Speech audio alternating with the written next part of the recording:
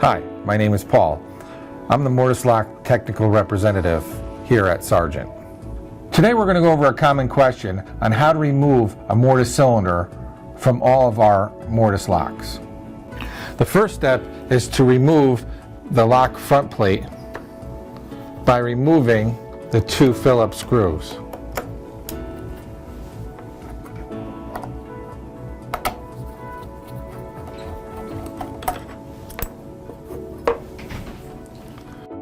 The next step is to back out the cylinder set screw until it stops with a Phillips head screwdriver. The final step is insert your key partial way and rotate counterclockwise until your cylinder unthreads.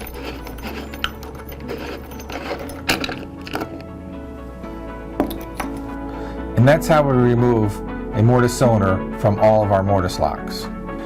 If you need any further assistance, please contact us at 1-800-727-5477 or email us at techsupport.sargent@asaabloy.com.